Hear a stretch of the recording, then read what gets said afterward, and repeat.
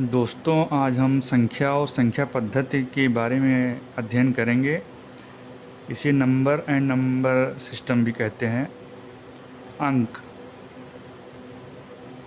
गणित में 0 से लेके 9 तक की संख्याओं को अंक कहते हैं। संख्या पद्धति प्रणाली में इन्हीं 10 संकेतों का प्रयोग होता है। अंक गणित में सभी संख्याएं इन्हीं अंकों से बनती हैं। अब हम समझेंगे प्राकृत संख्याएं किसे कहते हैं। तो गिनती की संख्या को प्राकृत संख्या कहते हैं। गिनती की जितनी भी संख्याएं हैं उनको हम प्राकृत संख्या कहते हैं। इंग्लिश में इसे नेचुरल नंबर कहते हैं। जैसे 1, 2, 3, 4, 5, 6 से इनफाइनाइट तक। सबसे छोटी प्राकृत संख्या 1 होती है। ये प्रश्न अक्सर हमें कंपटीशन में देखने को मिलता है। उसमें अक्सर पूछा जाता है कि सबसे छोटी प्राकृत संख्या कौन सी होती है। तो सबसे छोटी प्राकृत संख्या 1 होती है।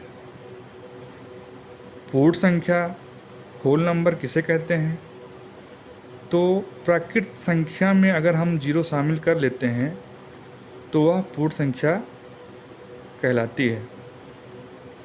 जिस प्रकार प्राकृत संख्या 1 से लेके अनंत तक था, अगर हम उसमें 0 शामिल कर लेते हैं तो पूर्ण संख्या होल नंबर बन जाता है। जैसे 0, 1, 2, 3, 4, 5, 6। सबसे छोटी पूर्ण संख्या 0 है। ये प्रश्न भी अक्सर कंपटीशन में आता है कि सबसे छोटी पूर्ण संख्या कौन सी होती है। तो आप लोग इसको ध्यान रखिएगा कि सबसे छोटी पूर्ण संख्या 0 होती है। पूर्णांक इंटीजर्स किसे कहते हैं। पूर्णांक वह संख्या होती है जिसमें 0 सभी धनात्मक संख्याएं, जैसे 1, 2, 3, 4 ये पूरा अनंत तक है, और सभी ऋणात्मक संख्याएं -1, -2, -3। लेकिन कोई भी भिन्न, जैसे 1/2 या दशमलव जैसे 1.3 शामिल नहीं होता है।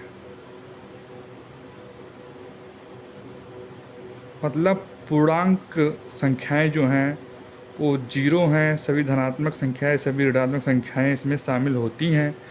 लेकिन भिन्न और दशमलव की संख्याएं इसमें शामिल नहीं होती। धन्यवाद।